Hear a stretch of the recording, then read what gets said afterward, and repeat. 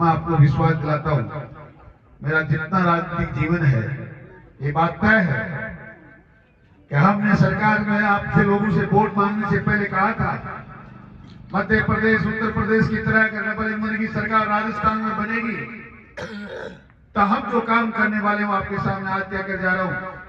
भले वो मनीष आपकी बेटी थी, आपकी बहन थी, आपकी बच्ची थी, आपने कैसा भी कुछ कहा होगा, मैं आज किसान समुदाय का आदर्श मिला आशीर्वाद मिला हुआ होता, थोड़ी सी गलती किसान समुदाय से नहीं होती तो मैं तो इतना कह सकता हूं कि जिस प्रकार संकल्प में सड़क का लेकर गया था उसी प्रकार आज यहाँ जो चीजें आप इधर उधर मांगते फिर रहे हैं उन चीजों के लिए मैं किसी को करने नहीं देता। वो सारे काम चलते अपने आप पूरे होते, तो ये मेरा दुर्भाग्य है।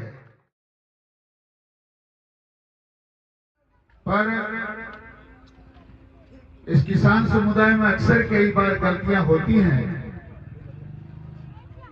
मैं चुनाव की चर्चा नहीं करना चाहता,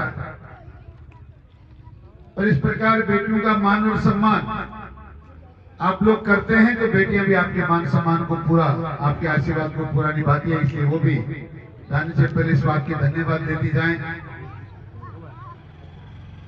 मैं आज और आज के दिन और मात्र आज के दिन नहीं, मैंने जीवन में कभी किसी मंच का दुरुपयोग नहीं किया। ये मुझ में विशेषता है, मैं जहां जैसा मंच होता है उसी के अनुसार चर्चाएं करता हूं। कई बार लोग भजन संध्या में बुलाते हैं, जागरण करते हैं, आओ साहब चौधरी साहब भाषण दे दो, मुझसे नहीं होता है। आज चौधरी साहब की जयंती है, आज उनके जीवन के बारे में बोलने के लिए वैसे तो प्रधान जी ने बहुत लंबी चौड़ी बात उनके परिवार की, उनके जीवन की बताई। मैं सुबह उनकी जयंती के कार्यक्रम में नवलगढ़ में भी गया था, किसान छात्रावास में। मैं आप लोगों से लंबी चौड़ी चर्चा भी नहीं करना चाहता, राजनीतिक भाषण देने खूब मुझे आते हैं, आप लोग जानते हैं। मैं बात एक निवेदन करना चाहता हूं। सबसे पहले तो सीखने के लिए, प्रेरणा लेने के लिए आपके सामने एक बहुत बड़ी आदमकद मूर्ति खड़ी है। ये मूर्ति पत्थर की और बेजुबान हो सकती है, पर अगर कोई व्यक्ति अपने आप को किसान कहता है तो उनके सामने खड़ा होकर एक बार उनकी आंखों में आंखें डालकर देख ले मात्र, तो उसे इतनी प्रेरणा मिलती है, इतनी ऊर्जा मिलती है कि हम लोग किधर जा रहे हैं, वो क्या चाहते हैं। ये मूर्ति मात्र मूर्ति नहीं है, एक ऐसे मसीहा की प्रेरणा है, एक ऐसे किसान मसीहा का इतिहास है जिसने देश के किसानों को जीना सिखाया, कोशिश जीवन प्रीत की। मेरी न जाति है, न पाति है, न धर्म है, न मजहब है, मैं बात ईमानदारी से इस देश की सेवा करने के लिए पैदा हुआ हूं, ऐसा उन्होंने कहा। और इस बात के लिए कहना बहुत आसान है। हम सब लोग अभी कॉमरेड साहब कह रहे थे नेता सुन लें, कॉमरेड साहब आज की तारीख में इस मंच पर आपके सिवा नेता कोई है ही नहीं। यहाँ कौन नेता है? और मैं ऐसे महापुरुषों का जहां गुणगान होता है, जब उनके सामने खड़ा होता हूं तो मैं क्या हूं तो शब्द ही भूल जाता हूं। आज उनसे आप प्रेरणा नहीं लेते हैं तो आधुनिक प्रजातंत्र में जो लोग काम कर रहे हैं, आपको सीखने की कोशिश करें लोग क्या कर रहे हैं और आप क्या कर रहे हैं। उन्होंने सारा जीवन दिया, मुझे कोई राजनीति से ईमानदारी के सिवा मुझे कुछ चाहिए नहीं, मैं गलत काम कर नहीं सकता, मैं भ्रष्टाचार को बर्दाश्त नहीं कर सकता। इस बात के लिए एक बार नहीं अनेकों बार कभी मुख्यमंत्री की, कभी प्रधानमंत्री की, कभी मंत्रियों की कुर्सियां उनको गंवानी पड़ी। पर आज हम यहाँ इकट्ठा होकर क्या सीख ले रहे हैं? पानी भी आए, सड़कें भी आए, ये जब प्रजातंत्र की जरूरत है, ये देश के विकास के लिए सब चीजों की जरूरत है। पर आज सबसे बड़ी जरूरत इस बात की है कि किसान समुदाय उस इतिहास को पढ़े, उनकी आंखों में आंखें डालकर समझे, सोचे और उनके सामने बैठकर मंथन करे, हम किस रास्ते पर चल रहे हैं, हमें क्या करना चाहिए। इतना जो कोई व्यक्ति कर लेगा, मैं समझता हूं कि उसका जीवन धन्य हो जाएगा। उत्तर प्रदेश में हर बार एक बार नहीं कई बार उनको अपनी कुर्सियां गंवानी पड़ी। कितने नेताओं के नाम आप जानते हैं जिनको रास्ते में कोई टेलीफोन पर ये कहे आज आप मुख्यमंत्री नहीं रहे, आज आप गृह मंत्री नहीं रहे, और उसके बाद किसी ड्राइवर की मजाल तो एक कदम गाड़ी और आगे चला दे। जहां जब समाचार मिलता आपको हटा दिया गया, उसी वक्त गाड़ी रुकती थी ड्राइवर की, गाड़ी रोक। अब चौधरी चरण सिंह बस में बैठकर जाएगा, अब चौधरी चरण सिंह पैदल चलकर जाएगा। अब मैं सरकार के काम, वो योगी थे। चाणक्य धरती पर कोई पैदा हुआ है उसका नाम चौधरी चरण सिंह है। चाणक्य कहते थे मेरे घर में 2 दीपक जलते, एक दीपक में मैं पैसों का तेल डालता हूं ताकि वो मेरे घर में प्रकाश करे, दूसरे दीपक में सरकार का तेल डालता हूं जब मैं सरकार का लेखने का काम करता हूं। इतना न्याय करने वाला कोई व्यक्ति इस धरती पर पैदा हुआ आधुनिक समाज में, स्वतंत्र हिंदुस्तान में या परतंत्र हिंदुस्तान में, तो चौधरी चरण सिंह थे। एक किसान के बेटे ने क्या क्या आपको सीखने के लिए नहीं दिया। आप सारी जिंदगी उनसे सीख सकते हैं, उनसे पाठ पढ़ सकते हैं, और उसके बाद भी अगर हम लोग ये जयंतियां मनाते हैं, कभी उनकी पुण्यतिथियां मनाते हैं, और वापस जाकर क्या क्या करते हैं, वही लड़ाइयां लड़ते हैं, वही जातिवाद की बात कर रहे हैं। हालांकि आपके कांग्रेस के अध्यक्ष जी तो चर्चा करते करते बीच में छोड़कर चले गए, क्योंकि वो मेरा लखनऊ अच्छी तरह जाना है कि मैं बोलेगा तो रुपए वो भी को नहीं।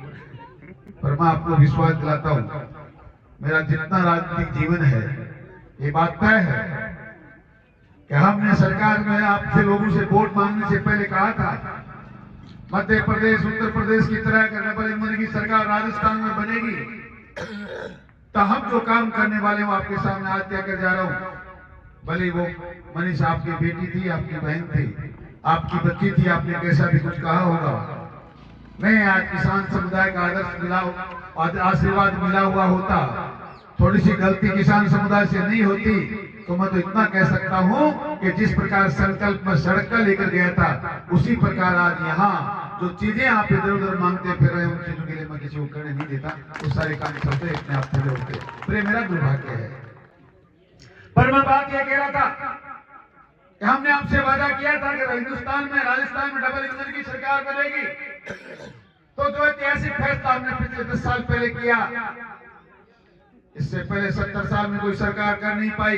मैं भावनाओं को मैं नहीं बहना चाहता, मैं कांग्रेस बीजेपी की बातें करना चाहता हूं, पर मैं किसी व्यक्ति को धन्यवाद देना चाहता हूं जिन्होंने लगातार जब से किसान सम्मान निधि में आपका सम्मान करना शुरू किया, 6,000 रुपया साल का लगातार किसान को मिलता आ रहा है। मैं इस मंच से घोषणा करके जा रहा हूँ, मार्च के बाद वो पैसा 12,000 रुपया राजस्थान के किसान को मिलेगा, और जब तक भारतीय जनता पार्टी की सरकार रहेगी तब तक ये पैसा मिलता रहेगा। छोटी मोटी बात नहीं है। एक जरूरतमंद किसान के घर में 1,000 रुपया पहुंचाना ये छोटी मोटी बात नहीं।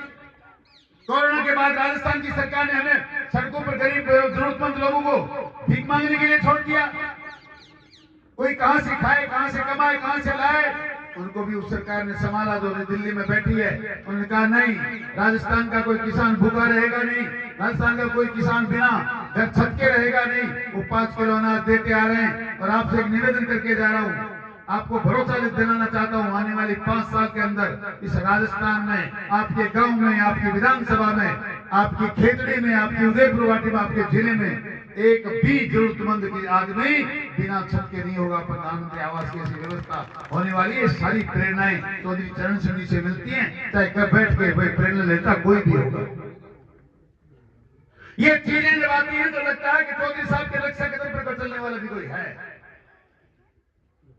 आज जगह जगह कैंप लग रहे हैं, आयुष्मान कार्ड बन रहे हैं, किसानों को लोन देने के लिए हाथ से काम करने वाले लोगों को कुम्हार, खाती, सुनार, लोहार, इन जातियों को आज तक किसी ने संभाला नहीं। किसान की चर्चा करते तो हम तो वो लोग हैं। मैं तो सबसे पहले राजस्थान की विधानसभा में जब गया था तो सरकार के खिलाफ खड़े होकर बोला था, इतने घमंड में सरकार ना रहे, जिन किसानों के भरोसे आप लोग यहाँ बैठते हैं और आए हैं और ये राज चलाना चाहते हैं, उस किसान की कमी मात्र एक ही है, और वो सर छोटू राम जी ने कही थी, चौधरी साहब के बाद अगर किसी ने किसान की चिंता करी तो चौधरी कुमार राम जी से ज्यादा भी सर छोटू राम जी ने की। और छोटू राम जी कहते थे, ए मेरे किसान बावले दो बातें जान ले, ए मेरे किसान बावले दो बातें जान ले, बोलना ले सीख और दुश्मन को पहचान ले। दोनों काम आप आज तक नहीं कर पाए।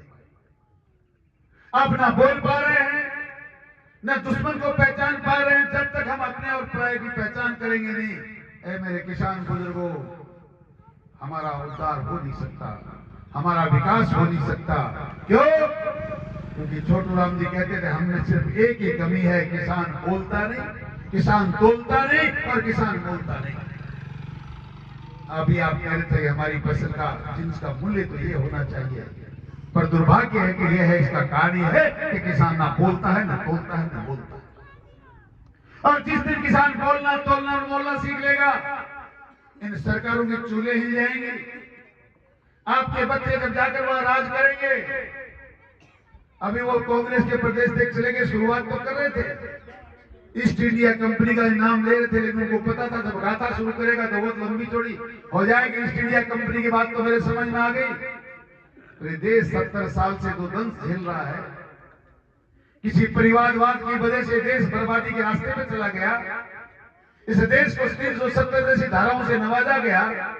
इस देश के इष्ट भगवान राम के मंदिर को 500 साल तक एक छत तक नहीं दे पाए। वो लोग ऐसी बातें करते हैं, पर आज 4 साल के जन्मदिन पर इस प्रकार की चर्चाएं नहीं करने आया। और एक बात आपसे निवेदन जरूर करने आया हूं कि इस मूर्ति के सामने खड़े होकर इस प्रकार की तिथियों को मनाने से पहले इतना कलेजा साफ करके आया करो।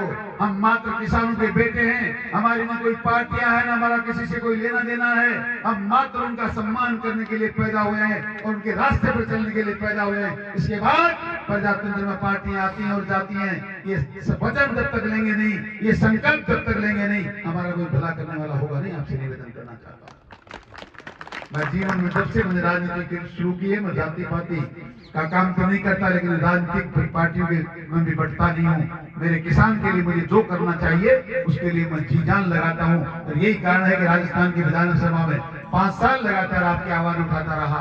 दुर्भाग्य हमारा मैं नहीं पहुंच पाया, पहुंचा होता तो आपको बताता और आपकी बात का भी जवाब देता कि नेता हैं और नेताओं का क्या काम है, उनको क्या करना चाहिए। तो दुर्भाग्य है हमारा, ये प्रजातंत्र है, इसमें फैसले इसी अनुसार होते हैं। पर आप चिंता ना करें। आप सरपंच साहब से भी कहना चाहता हूँ, प्रधान जी आप